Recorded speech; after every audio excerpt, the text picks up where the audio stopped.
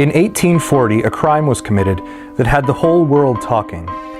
It was hailed as a milestone in the use of forensic toxicology.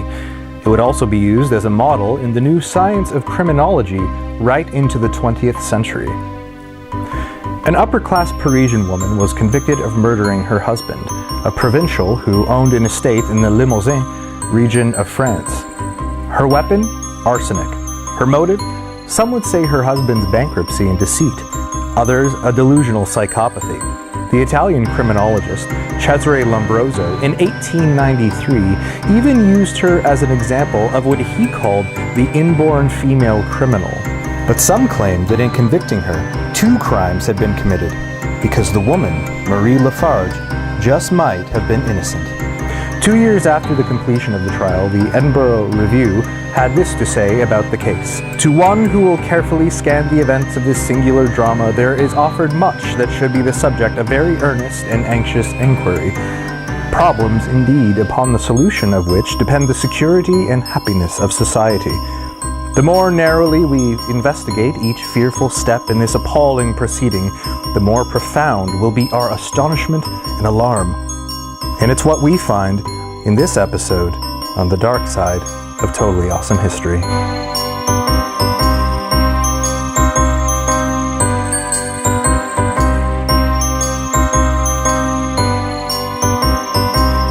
Even today, we are captivated by the idea of the femme fatale, the woman who uses her beauty and sweetness to hide a sinister heart and even darker deeds.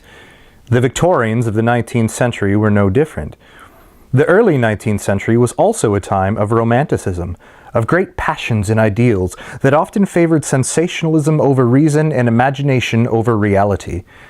Into such a world, Marie Fortuné Capelle was born. Her father was an artillery officer, and on her mother's side, she was illegitimately related to the royal house of Orleans. Born into such high society, Marie grew up imbibing romantic literature, playing the piano, learning languages, and cultivating all the fine arts expected of an upper-class young woman.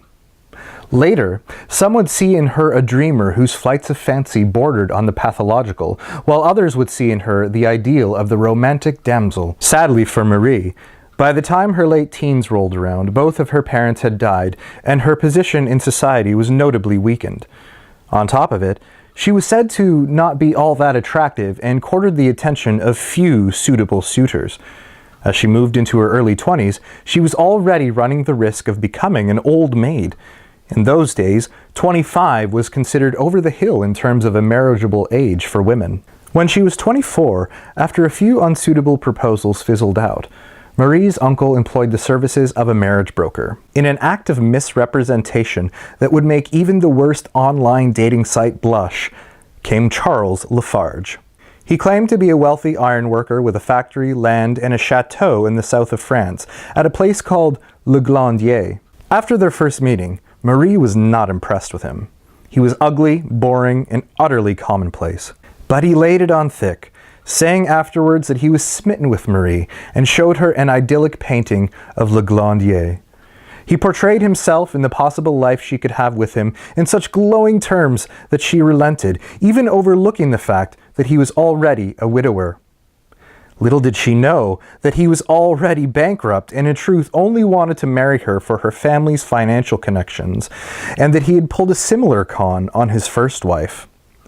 They were married 4 days later and were soon off to Le Glandier. As soon as they left, Charles dropped the mask. On their way to Le Glandier, he started off by ripping into a roast chicken with his hands and chasing it with a bottle of Burgundy. Marie decided to sit with the coach driver as a result. Her disgust at his behavior was met with him telling her that she was his now and that she would soon learn her place. Upon arriving at Le Glandier, she saw that it was actually in shambles and full of rats. Her in-laws were likewise the opposite of cultured. It was like a Parisian model marrying into a family of hillbillies. That very first night in Le Glandier, August 13th, 1839, Marie hid herself away in her room and wrote a letter begging Charles to release her from the marriage, claiming she actually loved someone else and that she had arsenic and a pistol and that she would use them on herself if he didn't let her go. The mention of arsenic in particular would later be used against her in her trial, despite the fact that she seems to have merely made everything up in the letter to get out of the marriage. Certainly no one ever found the pistol or the fictitious lover she claimed to have had. Charles flew into a rage, but was calmed by his mother and sister. He promised that he would see to it that renovations would be made to make Marie happy, and they agreed that they would abide as if brother and sister until such a time as he could make the kind of money he had promised when they met. And this is where the truth becomes murky. Marie began to make the most of her new life and even warmed to Charles and his family.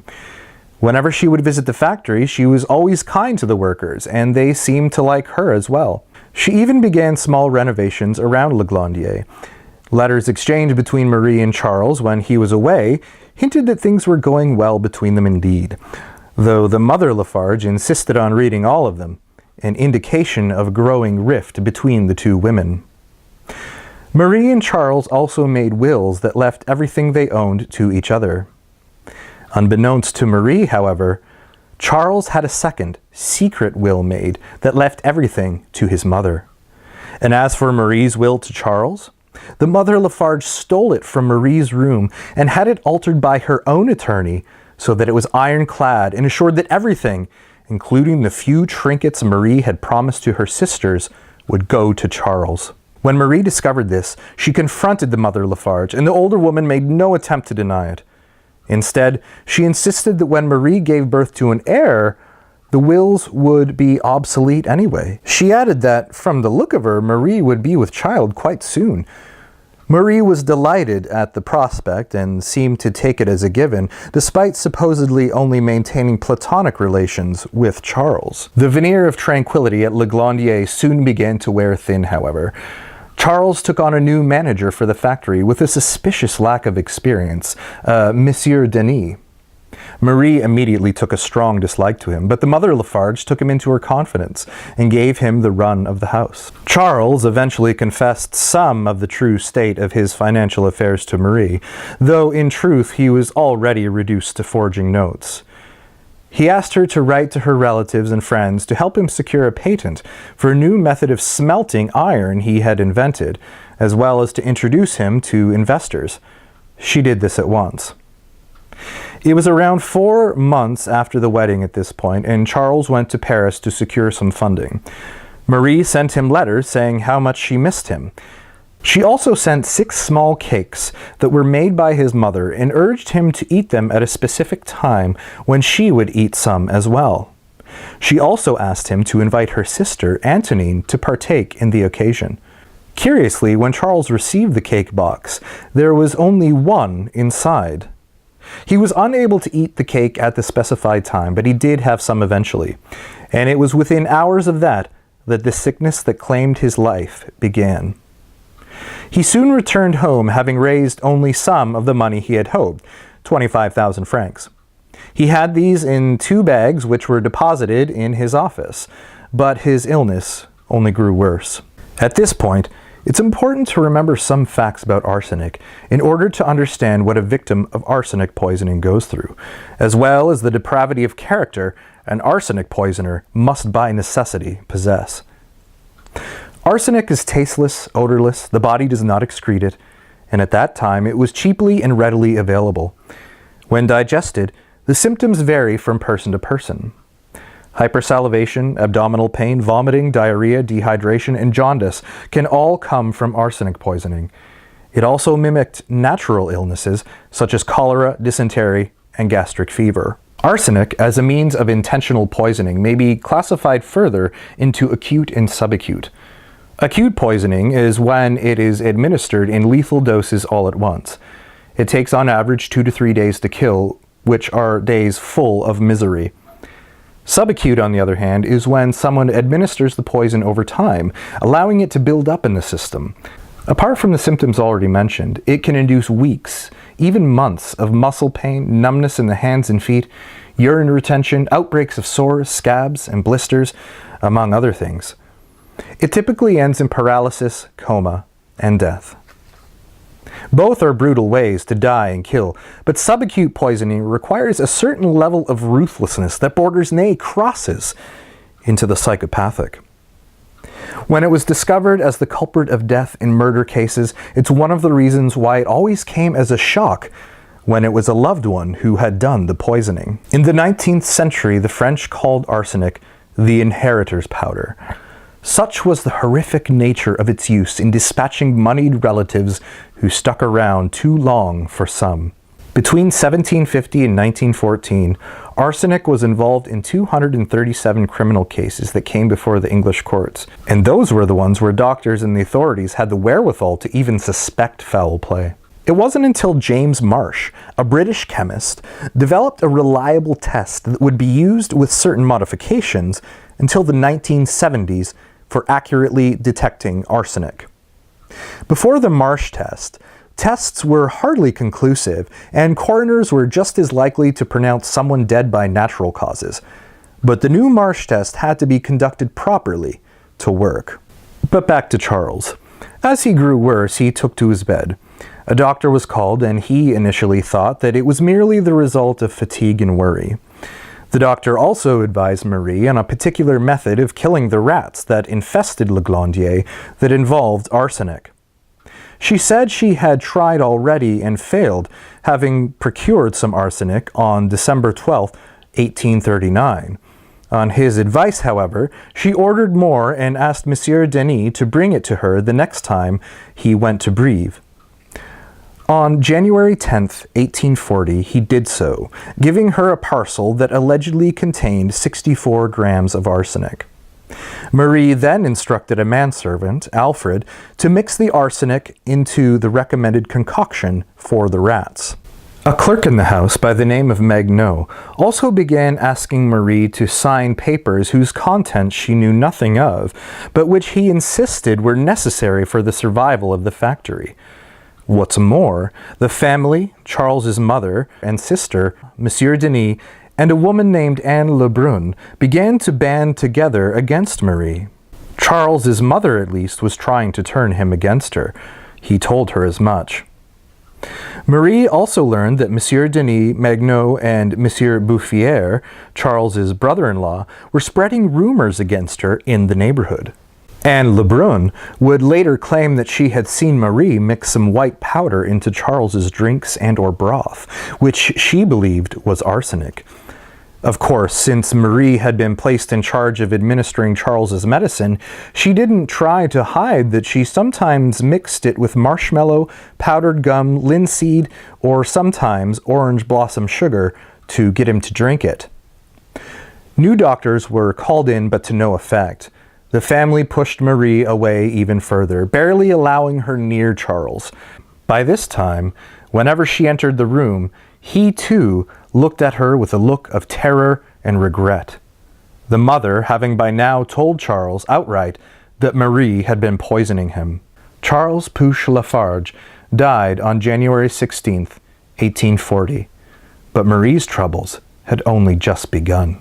Oddly, the Lafarge family wasted no time in ransacking Marie's room, packing up valuables on the premises, and sending them away. Monsieur Bouffier also went to summon the magistrate. It was also discovered in the meantime that only 500 francs remained of the 25,000 which had been placed in Charles's office after his return from Paris. Seeing what was happening, Alfred, the manservant, told Marie that he had forgotten to mix the arsenic Marie had given him, and instead he had left it in an old hat on Charles's commode for 2 days. But when he heard about the suspicions about Marie, he buried it in the garden. Curiously, this was later dug up and found to be bicarbonate soda, implying that the actual arsenic, that had never been found, had been secreted away by Marie and used on Charles. Marie was also immediately approached by a creditor, Monsieur Roch, who presented Marie with stacks of notes advancing Charles 28,000 francs that Marie was now liable for. One of them even included the name of her sister Antony's husband as a guarantor. The problem was, they were all forged. In fact, Roch said that had Charles not died, he surely would have been sent to the galleys. So great was this fraud. Marie signed away what remained of her dowry to pay it off. This is significant because in the subsequent trial, it speaks to the fact that whatever alleged motive Marie might have had, it most certainly was not money. It also shows that nearly everything Charles had told her was a lie. Bouffier and the magistrate returned. An agate box that Marie usually kept on her person was taken, and the powdered gum inside was tested and found to contain arsenic. The bottles, bowls, and vases that Charles's drinks had been served in were also taken, along with a flannel used to give Charles frictions. The mother Lafarge had insisted she saw some white powder on it. Charles's stomach was also tested. Everything came back positive, though the stomach only contained small amounts of arsenic, but that was enough. 2 days after Charles's death, Marie was arrested. What followed was a trial that divided France and even the world for years to come. Those on Marie's side were charmed by her, and she became the talk of high society. Those who believed in her innocence, or would come to, included no less than Alexandre Dumas, author of The Three Musketeers, and the Queen herself. They saw her as a romantic heroine, a victim, and Charles and the Lafarge family as the real criminals. One Paris-based English newspaper quoted an admirer in saying Marie was the, quote, character of benevolence. She always seeks to please and never to eclipse, unquote. Her detractors, of course, would see this merely as an act, behaving just as a femme fatale would. This included nearly the whole of Limousin, which seemed prejudiced against her, preferring to see her as the pampered Parisienne outsider who had killed one of their own. Several of the mostly illiterate jurymen even said they believed her guilty and hoped she hanged, and that was even before the trial had even begun.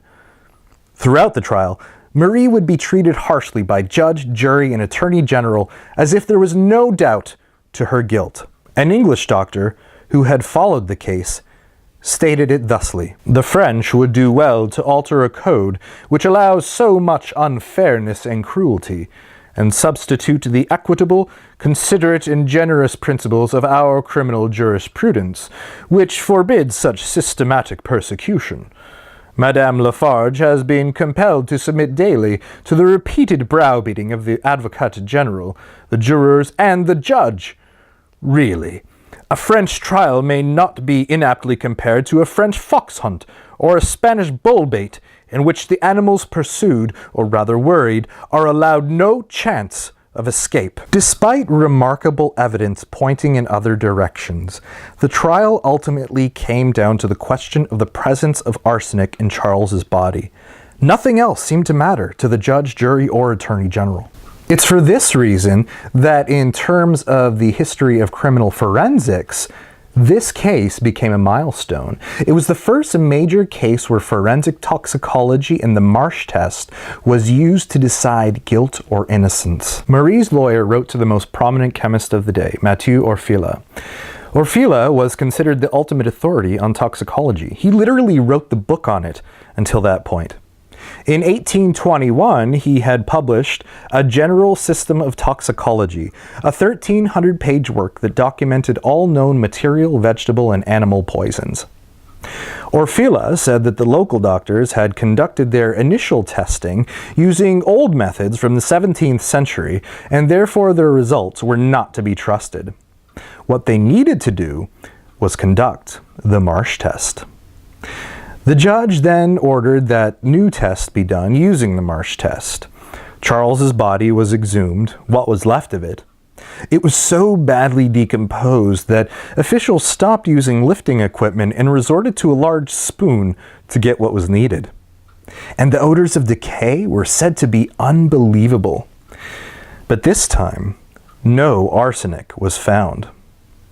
This might have been the end of it, had the Attorney General not found out that the local doctors had never actually conducted the Marsh test previously, and that the only way to be sure was to have Orfila himself do it. Orfila was then summoned and agreed to perform the test. His was to be the third and final one, and this is what he found. 1. That he had found arsenic in the body of Charles Lafarge. 2. The arsenic did not come from the reagents used in the tests or the earth around Charles's body. 3. The arsenic was not found naturally in the human body. And 4. The other doctors could have easily gotten it wrong, thus explaining the inconsistencies. Marie at once wrote to the chemist and socialist politician François Vincent Raspel. Raspel was no friend to Orfila and was the best positioned to throw doubt on Orfila's findings. She wrote, "I call to my aid your science and your heart. Chemical experiments had restored to me a portion of that opinion by which I have been tortured for the last 8 months. Monsieur Orfila arrived, and I again fell into the abyss." Raspel hesitated at first, but then relented. He set off for Toul, where the trial was being held, but along the way his carriage broke down, and he arrived 8 hours too late. The trial had lasted 4 weeks in total, but it only took the jury 1 hour to declare Marie guilty. Upon hearing the verdict, Marie fainted and had to be carried out. She was sentenced to life in prison and was regarded thenceforth as civilly dead. By the end of the trial, her dark locks had streaks of white in them, even though she was only 25 years old. Regardless, Raspel examined Orfila's findings. He found them very defective. He determined the evidence to be scant and the amount of arsenic hardly enough to justify a conclusion of guilt. The country and the world was deeply torn over the verdict, and Marie's case would continue to divide people for years to come. In the minds of those who believed in her guilt, her motive must have been a secret hatred for Charles, despite all appearances otherwise. Her means, the arsenic, and her opportunity, first the cake, and then ministering to him by his bedside. But there was a reason the guilty verdict was so divisive. Because not only was the evidence against her unconvincing, there was at least one other person who had an even clearer motive, as well as equal means and opportunity to be the guilty party. To see how this is, let's consider the evidence and some of the other possibilities. The only solid facts that came from the trial were that Marie had made 2 purchases of arsenic, one on December 12th and the other on January 5th, but received on the 10th. The second package was the one delivered by Monsieur Denis, and the one that Alfred supposedly buried but turned out to be bicarbonate soda, leaving its real whereabouts a mystery. The letter. As for the letter she wrote her first night at Le Glandier, claiming she had arsenic, much was made of it in the trial, despite Marie's protest that she had made all of it up. Truth is, she also claimed to have had a pistol, which she did not have. Why was this not brought up? And as for her other lover she claimed to have had, we can see that mostly as a "it's not you, it's me" excuse to try and get Charles to release her from their marriage. Motive. What was her motive? It certainly wasn't money. And by all accounts, she had accepted her life at Le Glandier. Some point to her highly romantic disposition to argue for her killing him out of some psychological delusion, but this is really conjecture. A young woman who grew up in the lap of luxury fills her head full of fantasies. Never heard that before. One can only imagine what they would have said if they had caught her with a copy of 50 Shades of Grey. For this to be true, she would have had to have been a pathological liar and a psychopath of the most sinister degree. On the other hand, the talk of maternity does present a discrepancy. She even went so far as to tell her lawyers after Charles's death that they needn't concern themselves with the contents of the various wills, since she was about to have a child who would inherit everything. What made her think this if, as she insists in her memoirs, that she and Charles had never had sex? Was it delusion, or had something happened between them? Her letters to Charles when he was away were certainly full of passion and romance. Was she lying about her modesty? Does that make her guilty of murder? Taken together, though bizarre, none of this points to a clear-cut motive for Marie.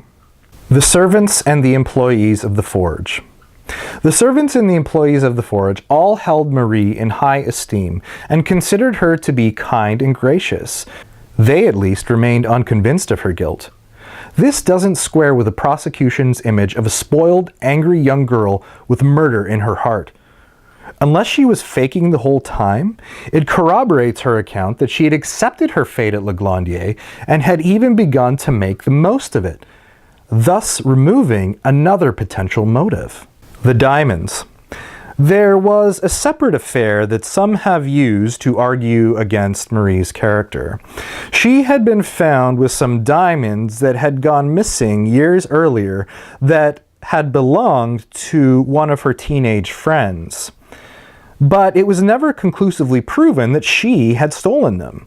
She claimed she had kept them on her friend's request in case she needed to pay off one of her friend's secret lovers on her behalf. It was a case of she said, though the timing of the accusation couldn't have been worse, coming out at the same time as the murder accusation.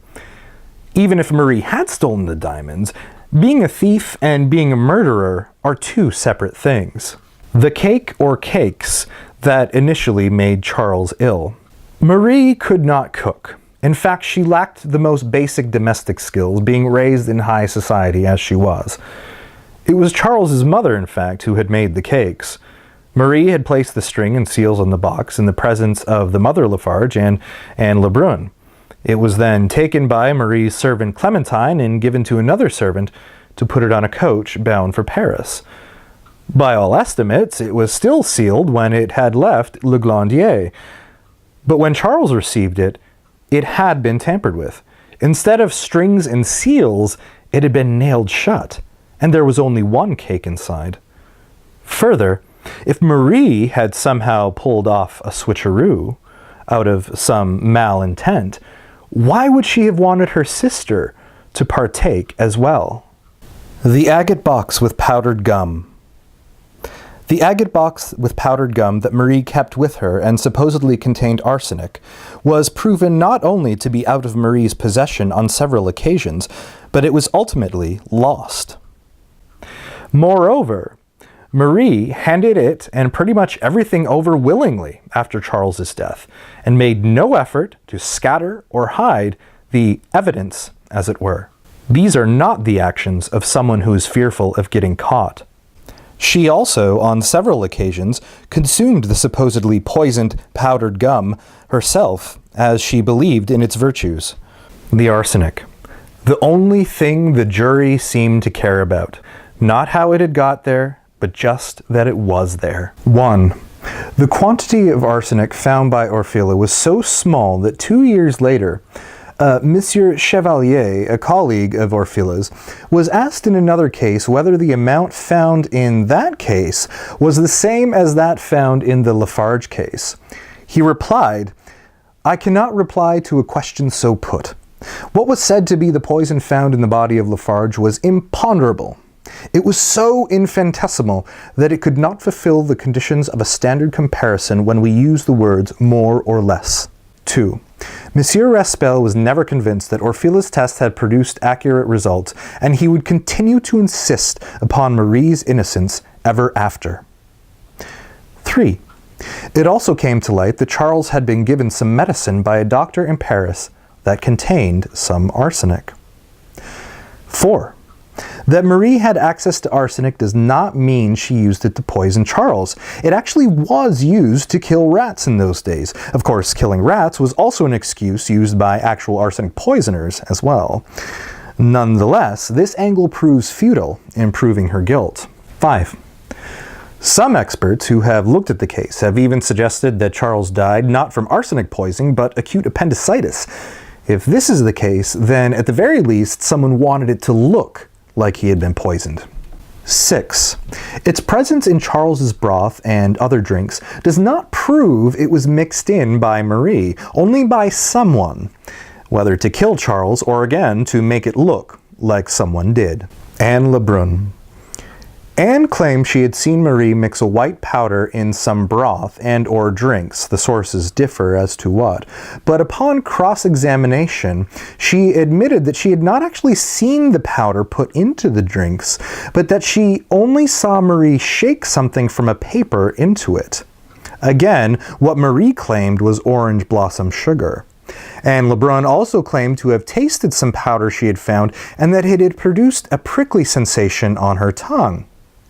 She also claimed that when she threw some of the powder on the fire, it emitted a garlic smell, which she also smelled on Charles's breath. But while it is true that arsenic is known to give off a garlic odor when thrown on a fire, it does not have a taste, since it is tasteless, and she could not have smelled it on Charles's breath, because it is otherwise odorless. Her claim that she saw Marie put a small amount of arsenic in the broth seems equally bizarre, since the chemists had found enough in the sediment of the bowl to kill 10 men. And that's just the sediment, meaning after everything in the bowl had been drunk and the rest thrown away. All of this points to its presence almost being staged. Further, a trail of arsenic that had been found in the commode, supposedly carelessly dropped by Marie, looked equally staged. The mother and the family. 1.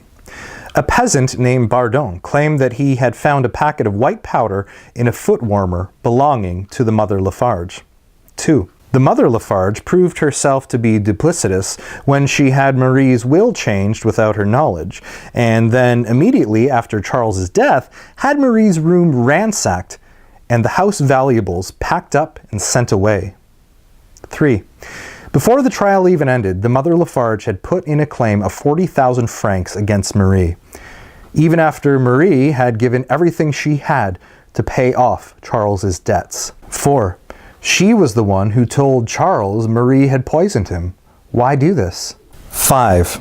Monsieur Bouffier told one of his creditors that he knew Marie would be found guilty and that the debts on the Lafarge property would be settled from the indemnity they would receive. 6. The family had just as much access to Charles in his last days as Marie. 7. None of these prove there was something nefarious going on, but it sure does seem suspicious. A review of Marie's memoirs, written a few years later in 1842 in the Edinburgh Review mentioned earlier, concluded that the mother Lafarge was not free of suspicion, and upon seeing the family's financial ruin on the horizon and hating Marie as much as she did, could have worked to frame Marie for the death of Charles. The money. What became of the 25,000 francs that Charles had brought back from Paris, of which only 500 remained when the bags were searched afterwards? Chain of custody. The chain of custody of the evidence was very poor. First, the flannel that was found to contain arsenic had been in the possession of the mother Lafarge for at least 24 hours after Charles's death, before she submitted it as evidence. Magnot and Denis were the ones who had used the flannels to give Charles frictions. And as for the broth, another servant, Amina, had prepared that. Secondly, after the body had been opened for the first autopsy, the entrails were placed in vases, ticketed, but not sealed.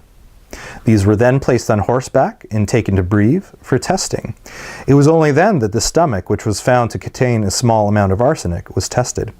Since they were not sealed, at any point they could have been tampered with. And finally, we come to Denis. 1. Several facts about Denis came out in the trial, which are both shocking in themselves and shocking that they were never followed up on. Denis' real name was Denis Barbier. He had a criminal record and was employed by Charles as a forger. He and Marie never got along. 2. He was also in Paris when Charles received the cake in the tampered box, even though he had told everyone that he was going to Shearing at the time. No explanation was given for this. 3. During Charles's last days, Denis had just as much access as everyone else to Charles's foodstuffs. He also may have had access to Charles's remains, since the chain of custody was so loose. Either way, he had opportunity. 4. When the servants of the house and employees of the forge testified, they all said that Denis had a special kind of hatred for Marie, no doubt because she saw through him. He even went so far as to tell them that he wished to see her, quote, torn to pieces. 5. It was Denis who had first suggested to the mother that Marie had poisoned Charles, and it was he who had told some of Charles's creditors that for 15 days Marie had poisoned her husband. Dr. Flenia, one of Charles's doctors at the end, also admitted that Denis had been the one to tell him that it was Charles's wife who had poisoned him on their way to see him before he died. 6. Before Marie was taken to the prison at Brive, Denis broke into Marie's room, drunk, and declared that her, quote, head of a princess would soon roll on the scaffold. Marie had to call in the police to get rid of him. 7. Denis disappeared even before the trial was over. Years later, though, a story surfaced that he had confessed to a doctor who was considered very reliable that it was he who had switched the arsenic with the bicarbonate soda and given it to Marie, which explains why it was the soda that was found where the servant Alfred had said he buried it. This also means that Marie would not have had access to the second packet of arsenic. After that, Denis disappeared again. Before he died, the doctor he had confessed to wrote a note solemnly declaring the truth of it. In this respect, Denis had the means. Denis also had plausible motive, both for poisoning Charles and framing Marie. Someone with his past and character could have intended to use Charles, but Marie got in the way, which made him hate her even more. This was the conclusion that 2 Prussian lawyers who studied the case in detail came to and wrote an extensive treatise on. Motive, means, and opportunity. If these are the criteria we are to judge the death of Charles Lafarge, it was Denis Barbier who had them far more than Marie. Even if arsenic hadn't actually been used on Charles, he or someone seems to have gone to some lengths to imply that it was, and that it was Marie who had used it. Ultimately, when it comes to motive, means, and opportunity, Marie was certainly not the only one to have possessed these, and admittedly, any motive to speak of on her behalf was loose at best. Denis Barbier, on the other hand, appears to have had all 3, and then some.